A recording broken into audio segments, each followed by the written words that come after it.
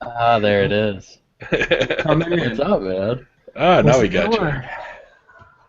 Not much. I hit record because I didn't want to miss any of this great conversation. That's right, man. What do you guys got these outtakes going or no? Well, we're gonna we're gonna start with this episode, hopefully, doing an Easter egg at the very end after everything. And what's the leader in the clubhouse was what? I What don't did remember. something about I was playing this stupid game, and as we were trying to get you on, and I made some comment about how my snake is yellow and he has an American flag snake, and I want an American flag snake. So I think that's the current leader in the clubhouse, unless something else happens. Unfortunately, we weren't recording when we were talking about mall photos. I feel like that would have been our best one, but Oh, that actually would have been our best one. yeah, it's too bad. Oh well, I'm sure that So, we'll come uh, up with so, something. what's going on, man? What's the story behind this? I don't know anything that's going on.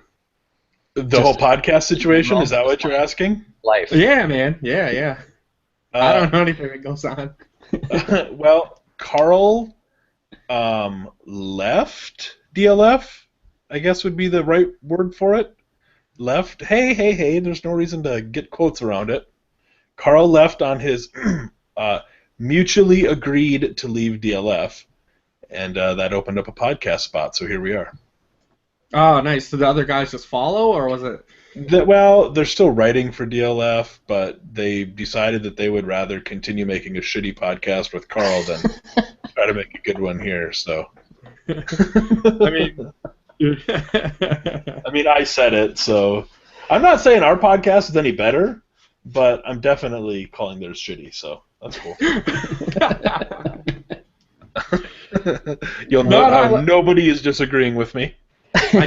I checked out the first one to see what I was walking into, and you guys did a good job, man. You guys had a rapport out the box. Well, that's the goal anyway, right? Yeah. There's It's a tough lot of doing, editing. There's a lot of It's editing. tough doing like a 4-man pod, like you guys had when you brought in the guest last week. It's like it's tough, man.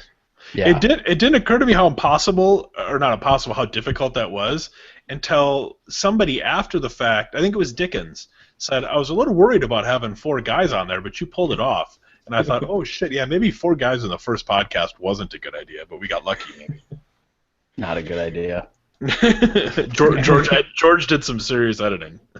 Yeah. Yeah, just wait till you get like a guy like long-winded like me on, and then we'll do a really. No. We had Matt Kelly on Filmetrics. That's the only other guest I've ever edited for. It's actually good because the topics of this interview, I said to George on Voxer this afternoon, I said this is on you and Rich because I'm not a big huge rookie guy. This is out of my wheelhouse, especially when you get outside of maybe the top 15 players that I've really had time to dig into. I've been awful busy anyway. So it's good that both of you know what you're talking about with this. I'm just going to play host and let you guys just wind you up and let you go. I just pretend anyway, so. That's cool because most of the people that listen don't know any better, obviously. I mean, they listen to the old podcast, so they don't have any taste. I'm just going to keep taking shots. It feels good. So has anyone like that? Has anyone like said anything? And like, oh, what happened to why did you guys change it? Or It came up on the DLF forum. That was a pretty popular topic for a little while. Oh, really? Yeah, and we were like, yeah, it just ended, and we'll move on. Yeah, everybody's been very good about it. There's no reason to. Yeah. Yeah. I love that Carl, since leaving, has been way nicer to all the writers at DLF than when he was still here, which is an interesting sort of a thing I've noticed on Twitter. Yeah. I know he's tried getting a couple jobs at places. I know that. I've heard that too. Well, he did the one guest piece for whatchamahoo's for Matt Kelly's site. Player profile. Player profile. He tried to. He submitted an entry to JJ. And Didn't work out though. It didn't work out. No, JJ turned him down. I mean, he was nice about it, but yeah, I mean, he just, like Carl and number fire, like it don't make a lot of sense. I mean, It makes 0 sense. Yeah. So I mean, that's because JJ's like, how do I even tell him? Like, I was like, I mean, just tell him the truth. He'd be like, it's not really a fit. Like, right. Yeah. Carl's issue isn't his writing or his takes. Carl's issue is the way he conducts himself with other people.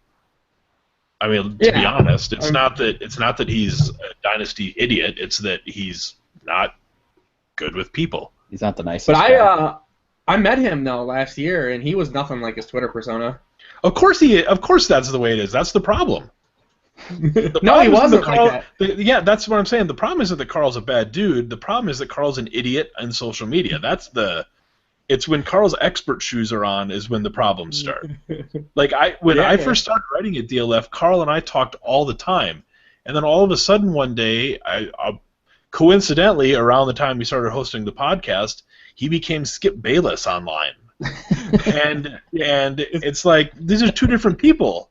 Like the guy that I talk to is not the guy that's on Twitter, and I used to kind of get after him for it, and then I just gave up because it wasn't working. It wasn't worth my time anymore. I went out to Baltimore last year on a work trip, and I said to Carl, I said, oh, if you want to meet up, let me know. I can kind of meet you up halfway, that type of thing. And he's like, okay, great. And then I emailed him like 3 times right before I went out and while I was out there, and he never responded to anything. So I was just like, well, that's fine. I don't care. I have plenty other things to do, but, you know. Yeah, I would still have beers with the guy. Yeah, I've met. Yeah, we had a good time. I met him at that Apex draft last year, and he was cool. I mean, he was real cool. He wasn't as cool as me. No, not even close. Sure. Yeah, no, right. Not even close. I'm pretty cool. We held hands. I'm pretty cool. We did get a little drunk together, and then I drove home. Yeah, that did happen. I mean, you made it. I was really good. I was a mature adult the second time. The first time, not so much. Well, if Rich lived in like a real city instead of like wherever the hell he lives, I'd meet him up. But because my wife's gonna be out in Columbus for a conference, and I was like, oh, I could always go out with her and meet you up. And he's like, yeah, I'm like 2 hours away in the middle of nowhere. I'm like 2 hours north, man. Yeah, I lived there for a while, and it just It's expensive. No, I mean, no, it's good. It's a real nice city, man. It's cool. But yeah, if it's a haul to just say like, oh, I'm gonna go 2.5 hours and hang out. I mean, no offense. Hey, no offense taken. I wouldn't go 2 minutes to hang out with George. Feelings mutual. It's like, hey man, you wanna go get lunch? Yeah, I'm gonna drive 3 hours to come get lunch. Like, right. I'll FaceTime you. I mean, if George and I were staying in the same hotel, I wouldn't walk to meet up with him. He'd be like, let's go down to the bar. I'm like, no, I'm good, man. I need a nap. That's how I would handle that. Yeah, it was a bummer they moved the Vegas trip this year because all this stuff went down, and no one got to go to Vegas this year. It all kind of came and went, and nobody was here, and it made me sad a little bit. Well, because Vegas got rid of Fantasy, so they moved the convention. Yeah. And I was like, "Fuck, am I gonna go to Dallas for?" I was like, that was super fun last year. Yeah, but like I don't care about going to any of like the actual convention stuff. I mean, I'm just a writer. I don't have anything to do any sites, so it's like, what the hell am I gonna go to Dallas for? Like, I mean, like when we were in Vegas last year, there was a group of us that didn't go to a convention, and it's like, well, we're in Vegas, we can do a bunch of stuff all day. Like, the hell was I gonna do in Dallas? And it was a real bummer that they moved it. But all right, whatever. kids. We want to do this thing so I can go eat some tacos. Sure. I didn't get the second chin by not eating tacos. So you guys already did like a half hour like back and forth? Yeah, we talked about Johnny Manziel. I almost ate my own tongue there. And we talked about dynasty rankings a little bit, and now we're going to talk about rookie stuff. Nice, very cool. At least that's the plan. So on the agenda, I added a little bit of Tecmo Bowl talk at the end because I thought we have to touch on Tecmo Bowl a little bit. And I was going to talk about Vegas hijinks, but I don't think we need to because we just talked about that. So I would be having the same conversation we just had, which would be kind of weird. I'll be out there soon enough again. I'm having little withdrawals. I'll be out there soon enough. Well, you know where to find me and stuff. Oh, shit, dude. Dana White, quote, Conor McGregor being pulled from UFC 200 because he wouldn't attend press conference.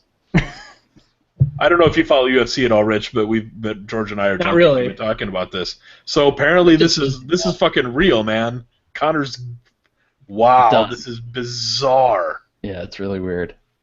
For just not doing press? Well, he announced today he was going to retire. This is the biggest star in the UFC, and he just randomly tweeted the day that he's retiring. He's like 27 or something. Yeah, it'd be like Steph Curry retiring right now. Except Steph Curry's also really, really good. Well, but Connor's like just as popular and makes a ton of money. Yeah, this is super weird. Yeah.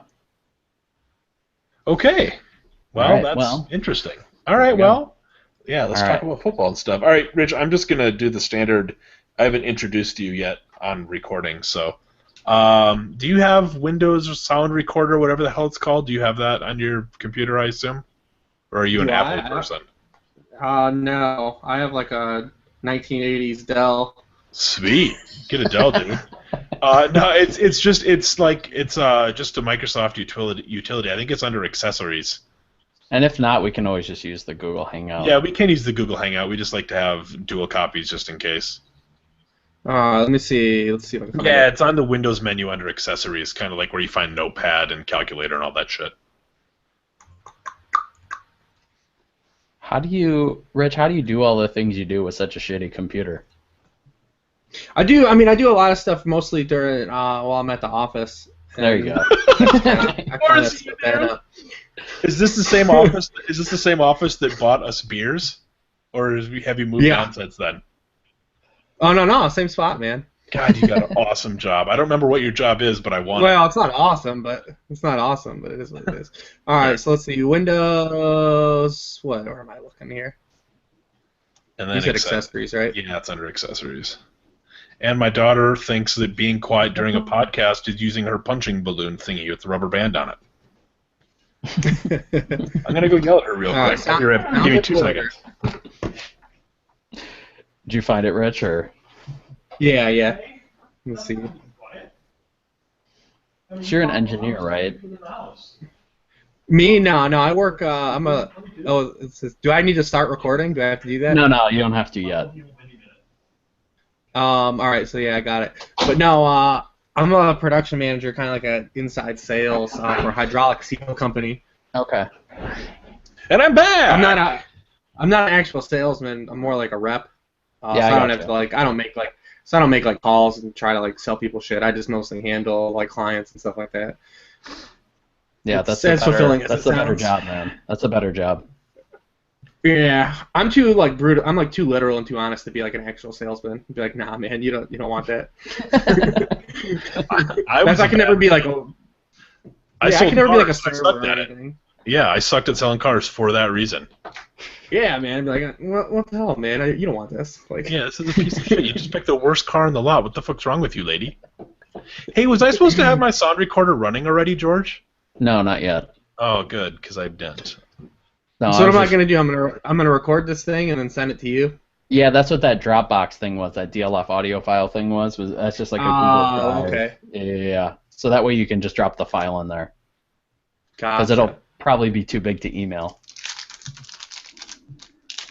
What are you eating, Jeff? Nothing. I was just taking this out of a wrapper. It's for an Xbox 360. It's a little expansion memory pack thing.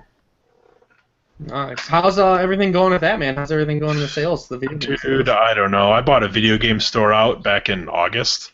Yeah. And storage unit 140 feet deep and 25 feet wide. I saw the picture that you had out. And you couldn't fucking walk in it. And I moved it all in the last 2 weeks. I did most of it this weekend. I'm done with it. I never want to see another video game right now, to be honest. I need a few days off. Is my point. It's going good. So you though. have an official e-store though, right? Yeah, which is super empty right now because this is all I've been doing. But yeah, I just sell shit on eBay mostly. Some stuff locally. Yeah. There's a gaming convention here in a few weeks that I got a couple of tables at. That hopefully I'll unload $5 or $6 grand worth of stuff over a weekend, and then I can take some time off maybe. But you're mostly now a PC gamer, right? You mostly play PC. I have 2 games or 3 games for my PS4, and I haven't touched one of them in 3 months. I just don't play. PC is so much better with the mouse and stuff as part of it, and I mean that's most of it, to be honest. Plus the games that I seem to tend to play now are mostly PC exclusive type things anyway. So yeah, I wish I played more console stuff. Last PC game I got heavy into was Quake. Yeah, you can't play that. I can't play first-person shooters on console anymore because controllers fucking suck for shooting people. I have to use a mouse. I play a lot of Battlefield 4, and nice. I can't do that shit on a console. It's like I have two left hands or something. I'm awful at them. All right, kids, are we ready to do this? Yeah. Do So we want to Rich, sync our sound recording? yeah. So Rich, just so you know, when you click record to record it, don't minimize it because it will pause your recording. So just like hit record, and then like if you want to click one of the windows in front of it, I would just do that. You know what I mean? Let me see. Mine doesn't even have an option to minimize. I have an X and that's it. Oh, see, mine has an option to minimize. Mine is just an X. So if I try to minimize, Yeah, mine doesn't. Mine doesn't have a minimize either. Okay, yeah. Cool. So it just, if you minimize it, it pauses, or at least that's what I learned last week. So don't do that. But we can just sync up. Good. Yeah. So we can just hit the record in like 3 seconds. You count us down. All right. All official. I hit it All right. already. You hit it already? Gun. You're good. All right. Let's just hit it, Jeff. Yeah, you edit these 30 seconds. Yeah, it's all good. All right, Jeff, you're kicking us off. All right, here we go. All right, George, let's bring on tonight's guest. You can find him on the Fake Football and their Fake Goods podcast, RotoWorld, RotoViz, Fantasy Insiders, Numberfire, XN Sports, and he's a consultant for Draft Day Consultants. I present to thee Rich Hribar. How's it going, Rich? Gentlemen, what's going on tonight? I'm glad to be the second official guest on the revamped, DLF podcast. I've got to, meet Jeff a few times, and I've got to really follow George here the last year, so I'm excited to, really hash it out and talk some rookies with you guys tonight. You're the second guest, but let's be honest, Jacob wasn't that good last week. So I think we'll just pretend that didn't happen, and we'll just consider you the first guest. Don't tell Jacob I said that, though. I don't want to hurt his feelings. He's a nice guy. At the very least, Rich is our first non-DLF guest, so he has that designation. He's also our first guest named Rich, which has to count for something. Yeah, maybe. Yeah, I mean, anytime you can get a dick on is a good show. Fair enough. All right, we're going to talk about the draft because what else is there to talk about really this time of year, so close to the draft? But before we do, I think it's we have a very important sort of a thing that we need to go over. We're going to rank candy. So what we need to do, we're going to start with George, and George is going to explain why we're ranking these candies and what we chose. But the candies that we're going to rank are Laffy Taffy, Starburst, and Now and Laters. So, George, why don't you explain to the people why we chose these candies? Well, so when I sent out the agenda, I called it NFL Draft Now and Later to talk about kind of short-term and long-term and guys that were maybe early contributors versus guys who are good to keep an eye on for down the line. And then for some reason that morphed into Now and Later candies, which then morphed into, well, which candy's actually better? And then you brought up Mambas, so I'm surprised that you didn't actually include that on the list. I was going to go off script when it was my turn and make Mambas number one because clearly they're the best, but go ahead. Do you want me to rank first? Is that what you're saying? Yeah, it's okay. Your idea. Let's hear what you got. Okay, well, I think Laffy Taffies are first, and then if we're going to include Mambas, I would say Mambas are right behind Laffy Taffies, and then Now and Laters belong either in like your grandmother's candy bowl or like a trash can, and that's about it because I hate them. And Starburst belong there too. I'm not really a big fan. Oh wow, the hot takes with the Starburst. You're the Denny Carter of Starburst. Denny and I have a lot of Denny Carter and I have a lot of similarities in terms of food. This is also the second time we've mentioned Denny's name on this podcast. I wonder if we're going to get some royalties for this, or maybe we're going to get sued for using his name so much. One of the two. All right, Rich, rank candy for us. I'm with Jordan. Mambas would have changed the game if they were on the list. I might have had to reconsider. But yeah, Now and Laters are definitely last. I mean, because if they aren't fresh, then your teeth are just they're breaking. Like they're the worst things ever. Laffy Taffies are fine, but I'm gonna put them too because they're kind of like the rich man's Airheads. So I'm gonna go with Starburst 1. I think especially because of the new packs of Starburst, like the Fave Red Starburst, like. Those are pretty incredible. So, I mean, anytime you can get the yellow out of the equation and you're just going with all the red Starburst, I mean, I'm all in on those. So that's how I'm going to put them there. I like the yellows. My wife always picks out the reds, and I eat the yellows. I'm happy about that. All right, so Mamba's clearly number one. I'm sticking with Mambas. Here's the reason now and later's, like you say, they're not good because they're hard. They're always hard because nobody eats them. They're trash. Now and later's are like 19th on this list of 4. So we're going to go Mambas number 1. We're going to go Starburst number 2. And then Laffy Taffy is like a quarter step above the now and later's. When you eat Laffy Taffy, or as my daughter has called it for her entire life, Taffy Laffy, I don't know why. When you eat Laffy Taffy, it leaves this weird, greasy, waxy film inside your mouth. And I like Skittles. I don't mind Skittles spit, and I think we all know what I'm talking about when I say Skittles spit. But the Laffy Taffy film, I can't deal with it. Laffy Taffy is garbage, is trash. You can get the same mouth effect, mouth feel, if I want to sound pretentious, from just chewing like cooked beef fat, and it tastes better. So get Laffy Taffy out of here. I'll take Airheads all day. I don't care if they're the Busto version. Laffy Taffies are disgusting. You're And a that's terrible all. human being. And that's all I've got to say about that. All right, let's talk about. All right, now that we got the important stuff out of the way, let's get to this football thing. Let's talk about quarterbacks first because George put it first on the list. I don't know. We're going to talk about quarterbacks first. Everybody knows first pick of the draft, it's going to be a quarterback, obviously, after the Rams traded up. Although, and I tweeted this out, I think that there's a real strong possibility that Jeff Fisher has not left Les Snead's office begging him to take Ezekiel Elliott because Jeff Fisher. They're probably taking a quarterback, we would think. All the rumors seem to say Goff is the guy. Is that kind of the consensus right now, Rich, is that they're probably taking Goff first overall?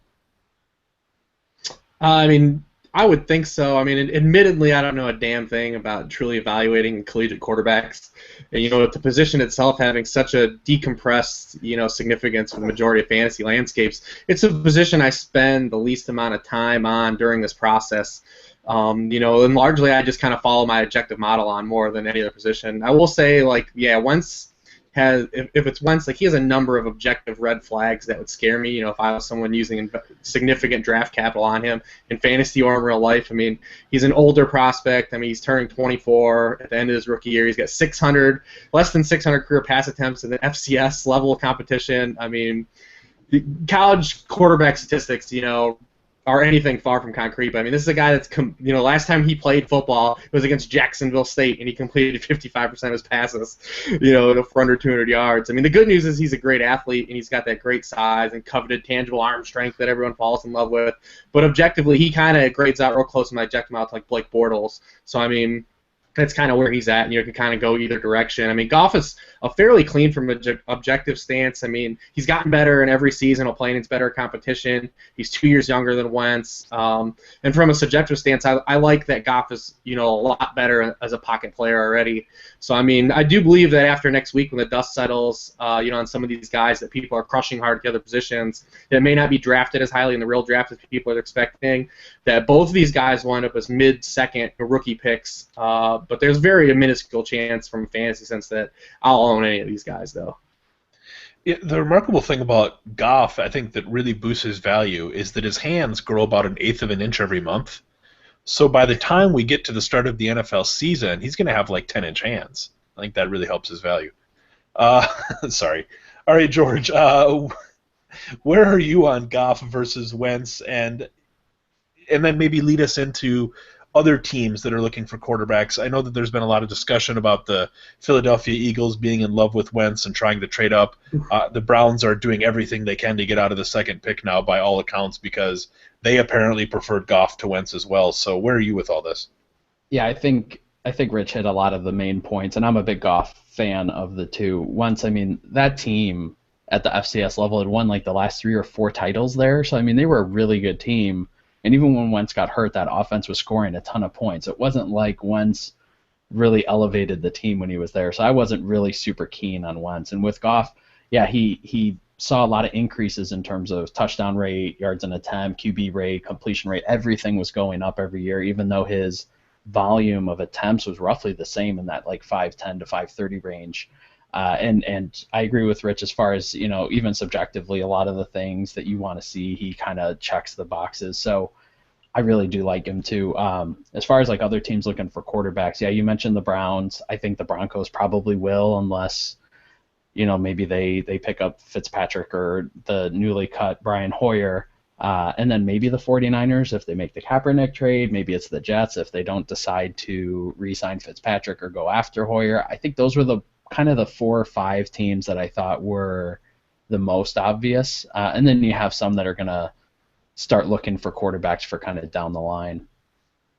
Who do we like later in the draft for developmental guys? Like, I know that Hackenberg is one who John Gruden today came out and says that he would take him in the first round, which is perhaps why John Gruden is on Monday Night Football right now. But is there any other guys that you could make? Quarterbacks, it seems like every year there's a few guys that maybe sneak up a little bit higher than perhaps they should. Because when signing Brian Hoyer might keep you from going after a quarterback, as George just suggested, that tells you all you need to know about the state of quarterbacks in the NFL. So it seems like every draft a few guys sneak up the board. So maybe who are we looking at, guys that might do that, and then perhaps teams that might be looking for those guys outside of perhaps the obvious teams that we've just discussed? Rich, go ahead. I'm not a real believer in the whole developing player angle in the sense that it's largely used as like the way NFL teams use it, and then draftniks kind of go about it. I definitely believe that players can improve, gain intelligence, benefit from acclimation to the league. But I reside in the camp of like players are who they are, and their strengths stay strengths in the NFL, and teams should try to build around that rather than try to erase weaknesses. You've seen this happen a lot with Colin Kaepernick the last 2 years. The NFL draft season is a lot like the Maya Angelou quote. When someone shows you who they are, believe them the first time. That's kind of exactly how I feel about processing the NFL draft. So I'm okay with a number of these guys playing. Even right away, even though they quote are air quotes, developmental guys. Especially in the context, like you said, of the current quarterback landscape, which isn't good at all. I think the guys that interest me the most are guys like Dak Prescott or Jeff Driscoll. Guys that I believe can be effective. Kind of the dual threat guys, especially the way the NFL environment is now, kind of more speed and space oriented. We've seen this happen with a guy like Tyrod Taylor last year. Even a guy like Kirk Cousins, they played, a lot more open offense last year. Teams like we obviously talked about St. Louis, Denver, Jets, San Francisco, those guys are all there. Those teams, the current depth chart of their position, isn't very good. I think a situation like Dallas is a little different. They can kind of try to kill like a 2 birds with 1 stone here, considering how their 2015 played out, So I think the Saints are in a similar boat with Drew Brees nearing kind of the end of the line, where you're kind of disguising insurance as developing a replacement. But I think Prescott and Driscoll are the guys that interest me the most, once you clear the top. George? Yeah, I agree with the Cowboys take, and I think I had the Cardinals as a possibility too, just because they seem to keep re-signing Drew Stanton for some reason, and then even Tyrod with the Bills, it's they haven't shown any confidence in him, so that's a possibility too, I think.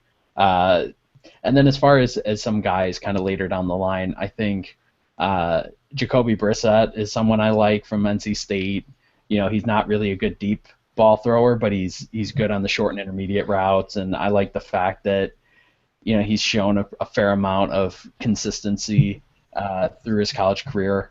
Had some really good games, torched Clemson pretty bad when they played last year, so I do like him. Vernon Adams from Oregon, I think, is getting a lot of like kind of hype recently. Like yeah, he's a guy that accurate and also can throw the deep ball really well. I know everyone kind of says, oh, it's Oregon, whatever, but Mariota showed that it's not always like the scheme doesn't always necessarily elevate them completely. Or Adams looked good when he played. The only thing I didn't like was he got sacked on like 10% of the time. And then Cardale Jones is a guy who doesn't really get talked about enough, and he could be one, even though the sample's ridiculously small. He did pretty well when he played, so I wouldn't be surprised if someone drafts him with the intention to start him in a year or two. He seems like, of all the quarterbacks that we've mentioned here, seems like perhaps the most likely candidate to vault up draft boards and get taken earlier than probably he should, considering that complete lack of a sample size that he has. Well, he would have won the first round last year. Yeah, Nick Whalen and I. He would have. I think so too. He probably would have been like a top 15 pick last year. So who knows? Maybe somebody finds some weird value by overdrafting him, like Dallas did with I can't remember the center. No, they traded up for a center. I'm drawing a blank on his name. Yeah, Frederick. Yeah, they traded up for him. Yeah, Everyone's like, what the hell are they doing? What the hell are they doing? And he turned out to be a really good offensive lineman. He's been a great help to him. So maybe somebody will accidentally have something work out. All right, George, let's talk about running backs. I know that we spent quite a bit of time on them last week. We talked specifically with Jacob about, why aren't there guys that we might look at as perhaps low-end RB1s in Dynasty, outside of Zeke being obviously the high-end RB1. Is there any other guys capable in this draft of being a true three-down contributor, or is Zeke it, George?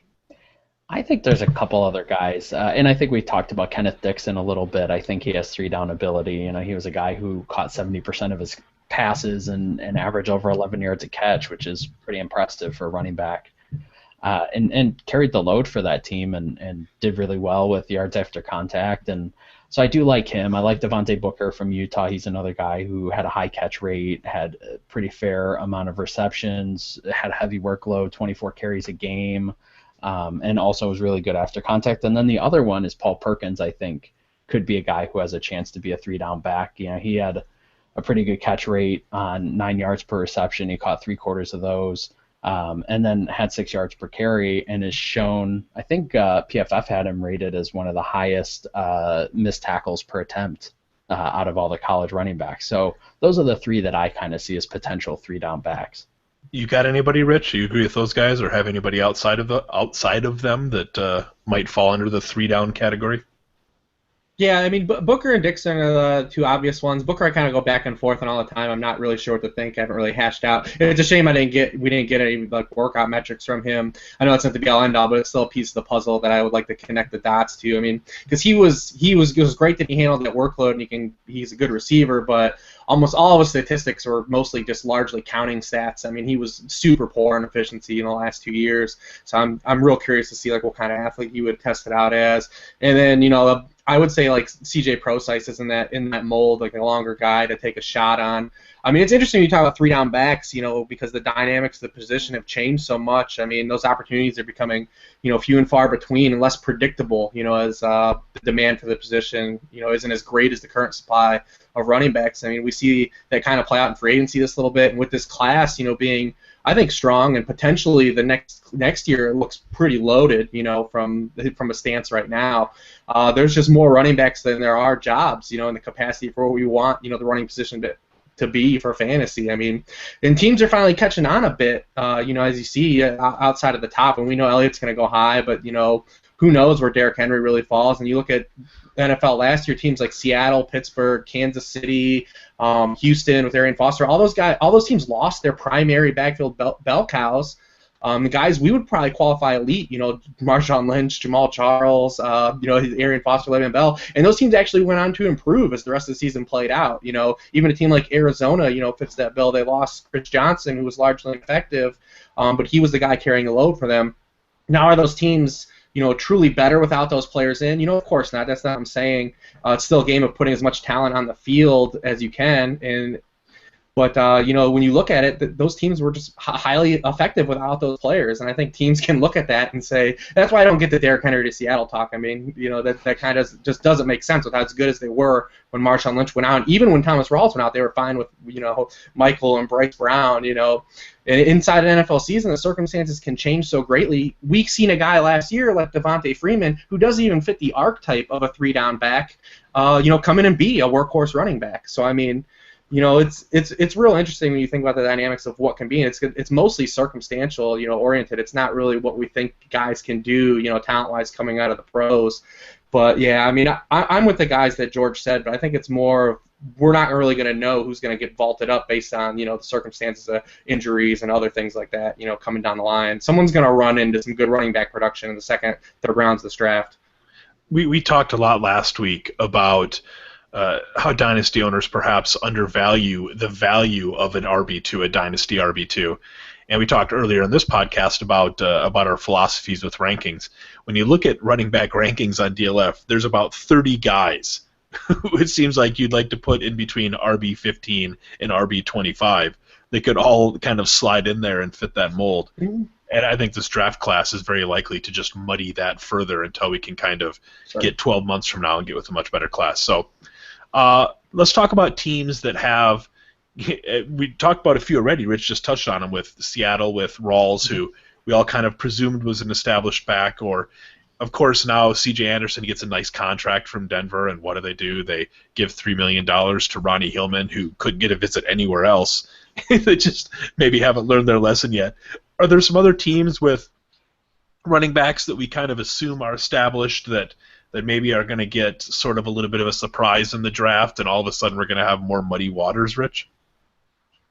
Yeah, I think that's definitely what's going to happen. Because, like I said, it's just there's going to be so many good running backs available in this class that some of them are going to go to teams that already have good players on them. I think the most obvious one is the Colts. I mean, you look at Frank Gore; it's going to be 33. He's missed just one game over the past 5 years, while accumulating the second most touches in the NFL over that span. So, I mean, he's probably been a little fortunate, to stay on the field for as long, just given how the position plays out. We've all bet on Gore hitting the wall over the past 4 years, but probably all of us once or twice. But just because it doesn't happen yet doesn't mean playing probability is still a bad bet. I think we all expect them to draft it back at some point in this draft. I think teams that have backs, the Raiders, have been pursuing a top-shelf running back, and the last two free agent classes and came out empty. They filled a ton of holes already in free agency on the defensive side of the ball. Their offensive line is upgraded. I mean, Latavius Murray was wishy-washy last year. He really struggled with consistency as a runner, and he was really bad out of the backfield catching the football, even though he had 40 catches, and he averaged like 5.7 yards per reception. Then probably guys you're thinking about, like the rookies that got elevated: Matt Jones, Jeremy Langford, semi-obvious ones. Sophomore backs, they flashed in spots last year, but they largely struggled. They both gave away snaps at the end of the year to guys that I would qualify as really poor backs. Gideon Carey and Chris Thompson's just a bit player, and Pierre Thomas took snaps from Matt Jones at a point. Some dark horses, I think Eddie Lacy, his rookie deal's up after the year. The Packers have kind of, they showed kind of a little bit of disgruntled with him last year. We know he looks in great shape. I like that he's wearing those white T-shirts, like I tweeted out. He's really showing that weight loss off in those white. If they were black T-shirts, I'd be questioning it still. But, he looks good. But we still don't know how that's going to play out during the year. If he regresses at all.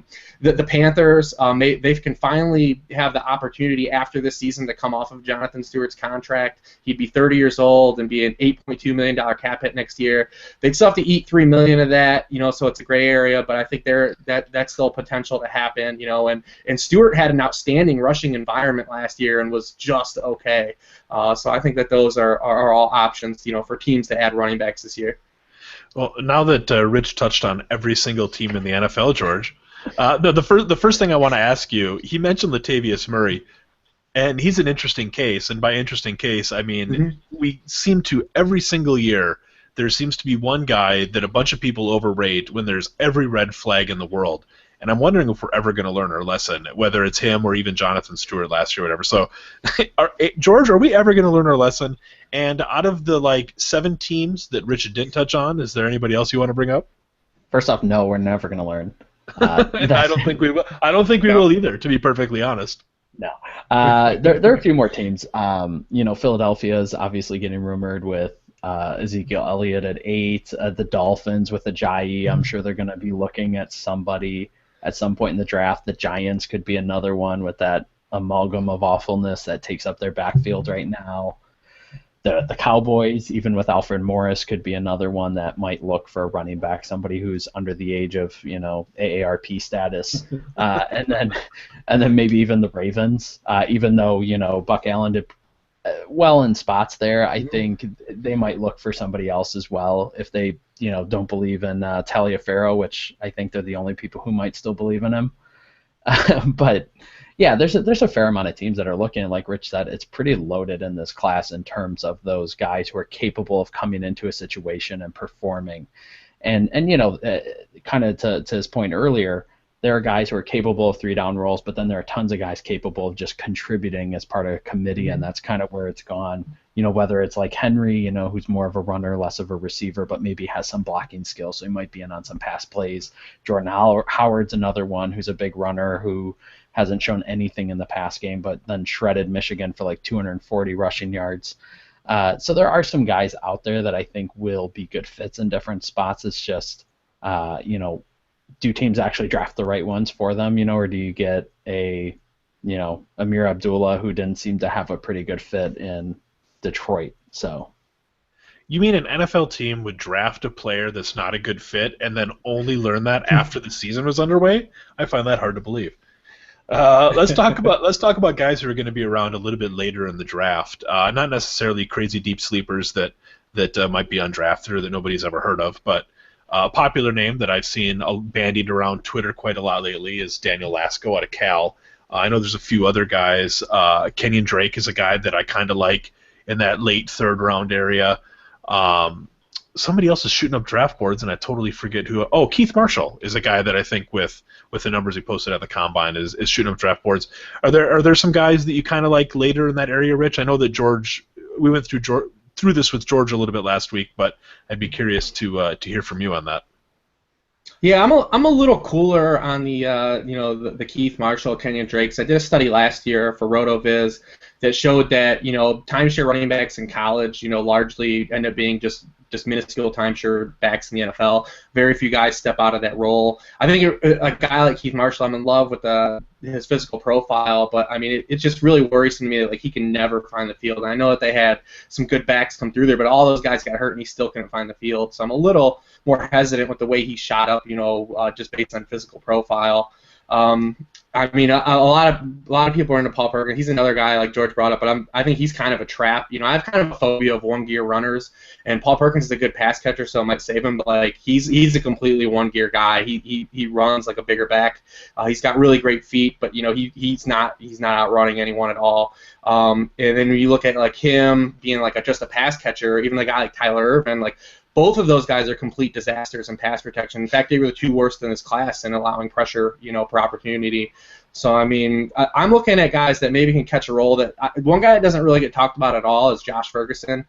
He doesn't get a ton of run for a reason. He's a pretty moderate runner, but, I mean, he's an outstanding receiver. I mean, he caught 170 passes in college over his time at Illinois. He averaged 4 catches per game over the last 3 years.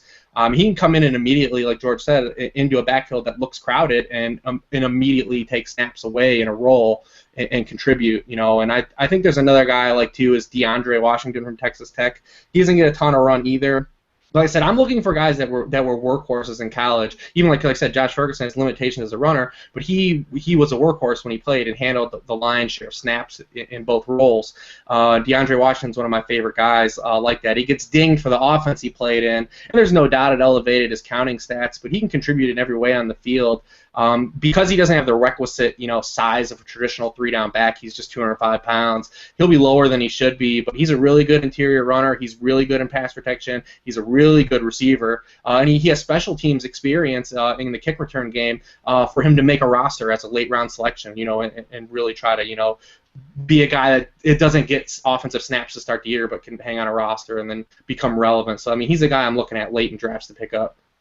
I think my late round strategy with drafting running backs could be best said by I won't draft anybody who I outweigh, which at the rate I'm going is going to become a real big problem unless Derrick Henry is there in the 4th round. So I'm already Josh Ferguson is off the board for me. I can't do it. All right, let's talk about the premier position in all of fantasy football. Let's talk wide receivers a little bit. I have no idea why I felt the need to overshare there. All right, so the first round for wide receivers is a little bit weird this year, especially with Treadwell running like a dad. Every team seems like every team could use that legit number 1 wide receiver. Oh, yeah. Nobody's really sure if that wide receiver exists in this draft. What teams are looking for a wide receiver? The Vikings seem to be one of the big ones that always gets named. San Francisco is another landing spot that's popularly thrown around. They're perhaps picking a little bit too high to pop the wide receiver cherry this year, Rich. But what teams are you looking at? These first couple of guys off the board, the Doxsons and the Treadwells and the Colemans, who do we expect guys like that? Where do we expect guys like that to go? Yeah, it's interesting because there's a lot of teams that still need primary guys. Obviously, you talk San Francisco, St. Louis, Cleveland, Minnesota, but there aren't a lot of these guys in this class. There aren't a lot of guys that project to be do it all X receivers. I mean, someone will probably elevate themselves as this goes on, but there really aren't a lot of these guys on paper. Even a guy like Treadwell, I mean, I've already seen him comp to Michael Irvin or Alshon Jeffrey, but I mean, you're still taking a big leap of faith on a guy that is really in the bottom third of percentile in athletic measurables. It's not the be-all, end-all, but you still have to have requisite athleticism. And he's not a bum because he led the SEC in touchdowns and yards. Don't be mistaken that he's a bum, but he's a guy that can be taken away with aggressive zones like Hakeem Nicks was after he got figured out a little bit. I mean, he's a guy that can be taken away with bracket coverage. When you look at where Treadwell won a lot in college, it was in one-on-one situations. I mean, so in the NFL, teams might be able to take him away, rolling some things over there. And a guy like Corey Coleman is just a complete leap of faith guy as well. So I mean, the only potential alpha I see at the top is Josh Doxson. I mean, he wins in the small receiver game with his feet at the line of scrimmage. He wins in the big wide receiver game, in route by playing through contact. I mean, he's the only one of the few weakness erasers in terms of low probability, completions, off-target balls, 50-50 balls. The only thing is that, the dynasty, the age thing. It's not a major concern for me. I'll probably repeat myself to anyone listening to me on Matt Kelly's show. But the NFL has largely priced older receivers, correctly based on, what they bring to the NFL. You'll get first-round receivers that were 24 years older and drafted in the first round since 1990. 8 of them have had top 30 scoring fantasy seasons. 6 of them have had 3 or more. Some of the best receivers, that we've had over the last decade, the Joey Galloways, Marvin Harrisons, Keyshawn's, the Roddy Whites, all those guys had 7, 8+ years of, fantasy relevant seasons. So I think Doxson's going to be selected high. I think he's got a shot to be the first receiver taken. I think he'll be given targets immediately. Let's just hope it's not the Vikings. Dynasty owners hold rookie age against players almost unfairly for reasons you just stated. It seems like wide receivers that are a little bit older that get drafted early seem to produce. So maybe that's something that that people might need to consider a little bit more. All right, George, 2-part question, or 2 questions, I guess. It's 2 one-part questions. I don't know why I said 2-part question. Question number 1, do you see any of these guys being capable of being a primary receiver? And when you're done with that, do you see anybody maybe going later in drafts that might sneakily be able to be a primary receiver? So I do have Doxson first out of all the receivers out of this class. So I do agree with Rich that I think he has the best shot to be a primary receiver. And yeah, the age gets way overblown. It's like there's probably some secret dynasty formula of like half plus 7, but it's different. I'm not sure what it is, but yeah, Doxson's my first guy. I do agree that Treadwell can get taken out of a game. I think he's capable of taking over games as well, but I do agree that there are times where he is a little bit invisible in spots. And I do like Coleman a lot as well. I think he's capable of being a primary guy, but I think he needs to go to the right team to do it. I don't think he's a guy who can go to any team, and I'd feel confident that he can emerge as a top option. And as far as like later guys, I think there's been a few guys who've kind of raised up boards recently. Kiara Scarrett's a guy who gets a lot of Des Bryant comps, and I like him, but I think that early second-round price is not very palatable for me. Sharon Peak is another one that gets brought up. I mean, he was a big-time receiver out of high school, had a lot of injuries, does have really good measurables, and was a guy who just really was buried on a depth chart with Sammy Watkins, DeAndre Hopkins, Mike Williams, Artavis Scott. I mean, there were so many receivers on that team, and it wasn't until last year when Williams had his neck injury that Peak even had a chance to play. But I think he could be a guy capable of being a starter for an NFL team and is going later in drafts. I don't want to say Marquez North, but there's still a part of me that wants to believe that he could do something. But that's like a very, very fine line. And then the other guy I kind of like, and is going super late. I think in DLF mock drafts, he only went in 2 out of the 8 drafts in the first 4 rounds, was Hunter Sharp. And Rich and I talked a little bit about this on Twitter earlier. But I do like Hunter Sharp. I think I told Matt Kelly he's a less expensive Pharoh Cooper. He's kind of the bargain bin, like that $5 bin at Walmart that you really don't want to go into for DVDs, but you're like, oh, look, hey, Over the Top is in there, so it's not that bad. But there's a lot of those type of receivers in this draft, and Hunter Sharp's a guy that you can get for very cheap and has just as good of a chance as a lot of these other small receivers to carve out a role because he was pretty dominant in college for the couple of years at Utah State, and why not take the shot on him? What do you think about some of these later guys, Rich? Yeah, I like that, and we've had a few of these guys get ruined, like the Kieris Garrett and like George said, and the Malcolm Mitchells. Those guys have already propelled. When you look at the ADP run over the months, those guys are sneaking into the second round, and if they get drafted highly, they might be mid-second rounders come by the time we actually start drafting rookies, which really negates a lot of the risk both those players have. All those guys George said and the guys you've been seeing thrown around, I'm going to give you some guys that you'll probably, no matter where they go, will probably be in the fourth round of your rookie drafts to take some flyers on, some low-mileage guys here. Chris Moore from Cincinnati is a guy. He's still flying real low, despite, he garnered some real good buzz from scouts at the Senior Bowl. He had a really good combine. The Cincinnati receivers all kind of cannibalized each other, from a statistical stance. But Moore is a home run hitter. I mean, he scored on 21.9% of his college targets. Only Lante Carew was better in this whole class that was available. I think whoever takes Roger Lewis over Moore for filling that flanker role is making a big mistake. So he's a guy I've got kind of pegged as a late-round dart throw. And a guy I also really like as a late-round throw, I started tweeting a little bit about yesterday, is Jordan Payton. Matt Waldman has kind of propped him up a little bit, and I promise I'm not latching on to Waldman's take here, but he's a smart guy. I won't mind if I do, have to jump on the caboose here. But with the research that Malcolm Mitchell's getting, I see a lot of similar things in Jordan Payton's game, and he's still so much cheaper, and he's probably not going to move, like I said. I mean, there's an obvious physical overlap as both guys have almost identical physical profiles. Long wingspans, big hands, big possession, big targets, but they have like a tweener build, but play like a much bigger possession game. Peyton's a little bigger overall than him. But I mean, guys that are going to dominate in that like 8 to 15 yard target range, those are guys that can become like a Pierre Garçon, type of receiver for an offense if they fall into the right kind of situation. So, I mean, Payton's not going to make a ton of aesthetically wowing plays. He's not going to have like a lot of 65-yard receptions. But he's a very consistent option that makes all the plays presented to him, which I think is going to be valuable to the team. It might be a year 2 or year 3 payoff, but I think he's going to be a fourth-round pick I'm going to be looking at too. All right, let's talk about the absolute most important position in all of fantasy football, and that's tight end, obviously. It looks like, looking at our most recent ADP over on DLF, Hunter Henry is the only guy getting drafted in the first 4 rounds, which I think is probably going to be a real common occurrence in leagues that aren't tight end premium. Where do we think Henry's going in the draft in terms of what round? And I know there's a handful of teams out there. It's hard to predict when there's only one guy. But what sort of tight end needy teams do we think that he might land at? Rich. Yeah, that's a good question. He's kind of been all over the map.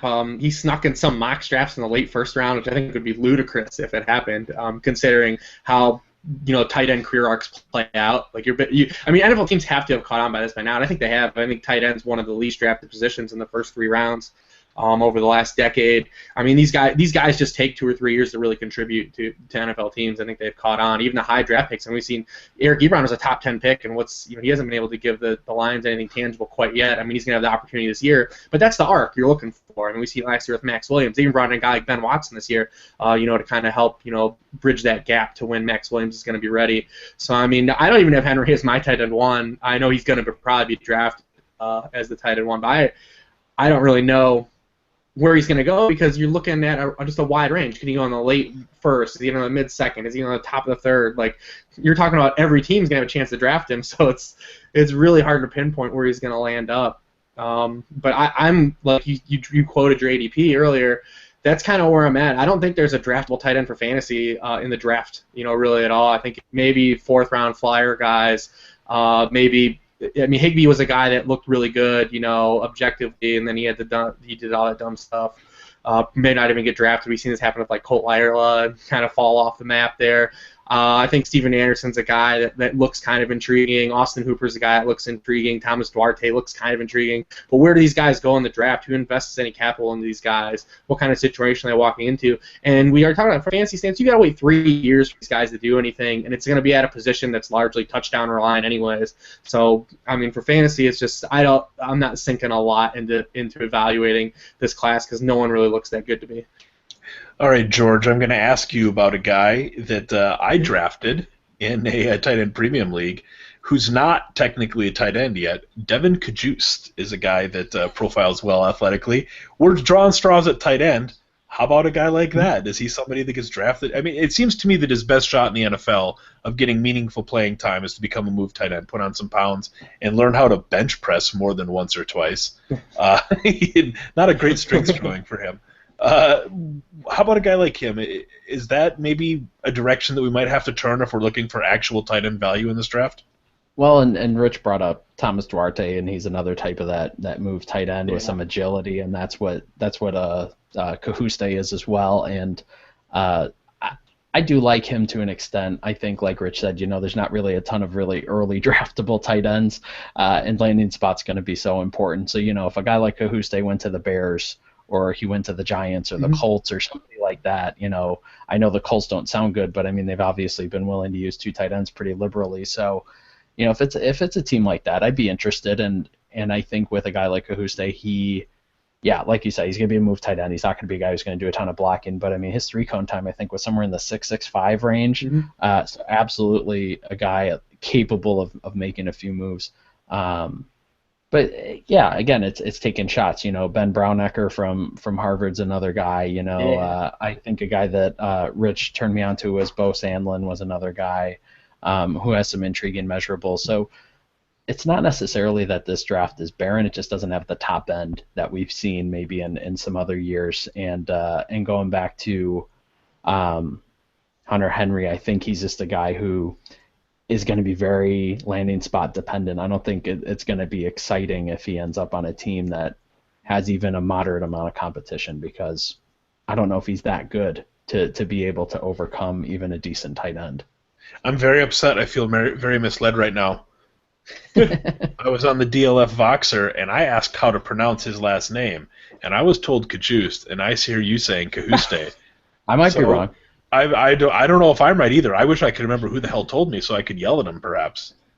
I don't know. I sound dumb enough without mispronouncing guy's name. All right, let's get off of tight ends because obviously nobody cares, and let's go to something that really does matter in the scheme of fantasy football. Since we've tried so hard to not talk about football this podcast, let's continue with that theme and talk about Tecmo Bowl. Now, Rich is a known Tecmo Bowl guy. If you follow him on Twitter, @LordReeves, you should follow him on Twitter if you don't already. But if you follow him and you check out his profile picture, you will see Tecmo Super Bowl. So I guess my first question for Rich is, well, how old are you, Rich? I know that I'm in my late 30s. George is just barely in his 30s. How old are you? I will be 34 in June. Okay, so you're about smack dab in the middle of us. So you probably caught the tail. The original Tecmo Bowl is probably a little too old for the both of you guys. And let's be honest, anybody that's played the series, it's the worst of the games in the series. It's only 20 teams, and you have limited plays, and you do get Walter Payton, but other than that, there's not a whole lot good there. So I think it came out in like 88 or 89, right? Like it was. It was like early NES, yeah. Tecmo Super Bowl was the one that I think most people think of when they think of Tecmo Bowl. Oh, yeah. So is Tecmo Super Bowl, did you play any other versions of the game, or was it just Tecmo Super Bowl?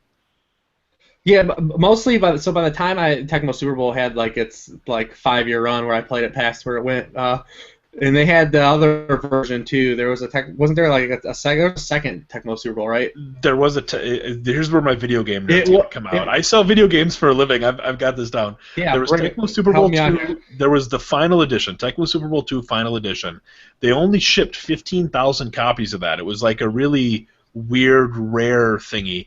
And then Tecmo Super Bowl 3 was kind of the one that was more widely played. That was Super Nintendo and on the Genesis, and at the same time they had a Tecmo Super Bowl that was real close to 3 on the PlayStation that was actually not nearly as played as the Super Nintendo one. There's my nerd version. 3 is the best version of the game as far as I'm concerned. It moved a little bit more simmy and less arcadey, but it was still utterly ridiculous. You could throw the ball 90 yards in the air and all that jazz. It had an isometric point of view. There was more play selection. You could trade. There was free agency at the start of the seasons. That was my jam. But Tecmo Super Bowl for the original Nintendo is what everybody thinks of. Yeah, I started getting into Maddens around 97. So the early 90s was Tecmo ran that until the first Madden I played was 96, 97, where they actually had the 3 windows at the top. where the guys would go out and they would run their route. Like, you couldn't see their whole route, but you could see them in the window. It was like it made no sense. But the ambulance used to come out in the field, and George, when I first started. Who is your go-to team, George, in Tecmo Super Bowl? Who did you play as? Well, I actually only played the original one. Only the original? Yeah, only the original. Yeah. Were you a poor kid? Yeah, yes, I was. Sorry, that's a terrible thing to ask somebody. It's okay. And you're a Bears fan? Were you a Bears fan then too? Was it the Bears? Yeah, absolutely. And the Bears were one of the teams there, of course. Yeah, because that game came out, I think it was '89, and I definitely played the Bears more often than not.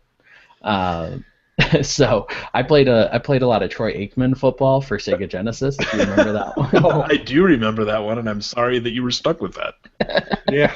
The Tecmo Super Bowl, it was all about the Buffalo Bills for me. You had the offense. You only needed 3 players on offense in Tecmo Super Bowl. You had to have the quarterback, the running back, and the receiver. And of course, we had Thurman Thomas, Andre Reed, and Jim Kelly. So that was handled. And then on defense, you could either play linebacker and roll with the Cornelius Bennett, or you could just roll guys with Bruce Smith. So the Buffalo Bills were my jam. What was your go-to, Mitch?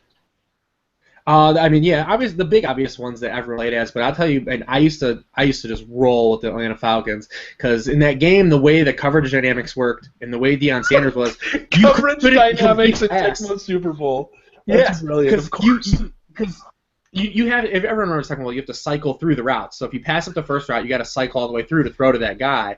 But Deion Sanders was so fast in that game, like he was unbelievable. You couldn't complete a pass if you were really good at following the guy's route transition. Just going from top receiver to tight end, like you couldn't complete a pass with Deion. He would always get there. You would have to have a guy like Chris Carter or Jerry Rice that made the catch animation, that stupid window, and then they would always catch it still. But like you could always stop dudes with Deion. Like, people really underrated how unstoppable Deion was in that game. I still think that he gets undervalued, like Madden, Super Tecmo Bowl Madden run, because he was so ridiculous. He was, and you could house almost every kickoff with him too. Like, he was so ridiculous. And their offense wasn't great. They had like Mike Rozier, but they had Andre Rison. They were good still. Like you couldn't complete a pass at the height of my Apex Tecmo Bowl game. I was taking away almost everything you did on offense. That's fantastic. I never thought of it that way. And he ran down every fast running back. If you had played as a good running back and you thought you were just going to run after that, he was still fast enough to come. If you were good at personal tackling, like, he was amazing. Like, he was really undervalued, man. He was awesome. Everybody always says Chiefs for Christian Okoye or Raiders for Bo Jackson. Like, that's everybody's go-to. Yeah. And I hear people like the Oilers when you had the Haywood Jeffries and Warren Moon throwing the ball, and they were fun too. But I was always a Bills guy. Okay, Rich, we've had it with you. Sick of looking at your face. I never want to talk to you again. You have to leave our podcast. But before you do, I'm going to give you one chance to plug something. You got anything awesome coming out? Anything that's come out recently you want to plug? Well, we're coming down to the end of the line here for the draft, so I've been doing rookie profiles for the fake football, so definitely hit all of those. We're only going to have a couple more episodes of the Fake Goods podcast, so definitely check us out on that and find out more why there's only a couple left. So definitely check us out. The last 2 go-arounds here for the draft, so look for us on that. And then otherwise, just follow me on Twitter. I'm around. I'm everywhere. I'm accessible. You can find me. You won't find somebody more friendly on Twitter. And the Fake Goods podcast is a good listen. I know George made an appearance somewhat recently, and I made an appearance like 2 years ago. I don't really remember it. I drank like 3/4 of a bottle of bourbon and talked about Cordero Patterson for 45 you trashed Cordero Patterson. That's for like 45 straight minutes. We were way over on time, which now as a host is something I loathe, but boy, that was fun. All right, cool, Rich. Thanks for joining us. We appreciate it. You're a hell of a guy, and you're really good at this, so we liked having you on. Our first ever Rich on the podcast. All right, that does it for us. We're going to sign off. We will see you in 7 days, but in those 7 days, that gives you all sorts of time to follow us on Twitter. You can find me at FFJeffM. You can find George at RotoHack. You can find the podcast at DLF Podcast. You can also follow Sarah Jessica Parker's brother at Pippin Parker, because he probably felt obligated to watch every episode of Sex and the City and is therefore very worthy of our sympathy and our follow. Nick and I will be back next week. We're going to be here with the FF Ghost, who I heard a little rumor finished the Orange Report today. So hopefully that'll be out by the time he's on next week. We're going to talk about the Orange Report and all of those rookies and the sleepless nights that he took writing about them. We're going to talk about deep sleepers, which is kind of his specialty. And it should be a fun, good time. I don't think we're going to talk about Tecmo Bowl, and I don't think we're going to talk about Johnny Manziel's fantasy value being in the tank or funeral music or any of that, but I'm sure we'll find some fun stuff too. So we'll see you guys next week. All right, and the recordings. Stopping them. So stop recording. Yeah, just stop recording. It should save a recording file. All right. And Make sure I then, do this right. Yeah, no worries. Oh, and then you'll have to drop it in that Dropbox I sent you. Boring. This is stupid. I don't want to do this anymore. Sorry. Nice. Nice. Well, I appreciate it, man. Thanks for reaching out, guys. I mean, well, yeah, thanks for being on. We wanted a combination of a draft guy and somebody that could make up for my draft deficiencies, and we found that. So it worked out really good. I mean, by now, yeah, we spent so much time with these guys, and it's like all finally. It's like I still think that like because we've been doing it for so long, this draft coverage, you know, ever since the end of the season, that we've all kind of fell in love with some guys that I think are still going to end up going way lower than any of us expect. The Trey McBrides of the world. Yeah. Yeah, it's going to be. I still think it's not a great offensive skill player draft, so I think it's going to be, you know, I mean, dudes are still taking Southern Miss Mike Thomas in like the middle of the second or rookie drafts. Like, there's no way that shit holds up. Like, yeah, that's Nick Whalen. like once all this shit like really settles in, like there's just like no way. That's why I think, like I said, the quarterbacks and probably a guy like Hunter Henry will end up like in the second round, just because everyone's crushes. Everyone's crushes are going to get suppressed. This is such a weird year when you have a class that nobody's really in love with, followed by the best class in the history of forever, according to everybody. The pick values are weird. The player values are weird.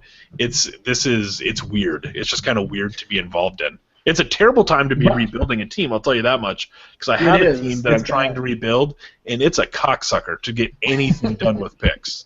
It's really awful. Because a lot of people are just trying to acquire 2017 picks in most leagues, which is a pain in the ass. So, I mean, no one wants these picks. But I will say about the class, like, I mean, some guys are probably going to – we know that guys are going to hit. We just don't know who. Because last year we thought was presuming a good class, and it was basically the worst rookie class in, like, a decade. So, I mean, it was – you know, we don't really know shit, as always. But, well, the theory is that nobody wants these picks, but try trading for one. Unless you're willing to give up your 2017 pick to get one, you can't. That's what's such a pain in the ass about it. Everybody wants full value right now in a bad class. Full hyped up. The rookie drafts are almost here value, and nobody's willing to trade a 2017 pick. Yeah, that's. Wait till that dude's on the clock at 107 and he's staring at should I take Sterling Shepard or this guy? Like he's gonna say, man, I don't know. Like, do I really want any of these dudes? Like, do we really want them? Do I even really want this dude? Like, it's all fun and games now because there's no landing spots and everyone looks great. We can just go with it. Like, because even now the way it's playing out, I mean.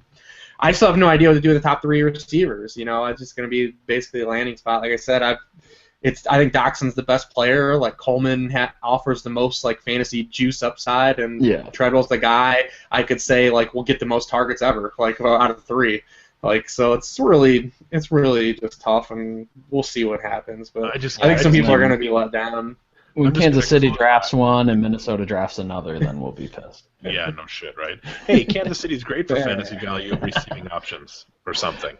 Yeah, something. Yeah, we'll just give them a receiver and running back, and we'll feel good. They're just, with the three running backs they have, they just as well run like a triple option or go full wishbone or something. Yeah, just keep those guys on the field. They were a good team last year. It's gonna be interesting to see how it all plays out. All right, kids. I smell tacos cooking, and like I said, if I don't put a little weight on, it's going to get even harder or easier for me to draft guys that I shouldn't draft. So I don't know where. All right, so I'm just dropping this. I'm going to drop this in that Google Drive file, right? Yeah, just drag and drop. Yep. Yeah. Oh, is your wife going to throw a shoe at you? Throw a shoe at him. I hope not. Oh, I hope she does. I would like that. All right, so I'll drop that in there. Yeah, I appreciate it, gents. Thanks for having me on. Yeah. All right, Rich. I'll thank talk you, to you man. guys in the Twitter sphere. All right, catch you guys soon.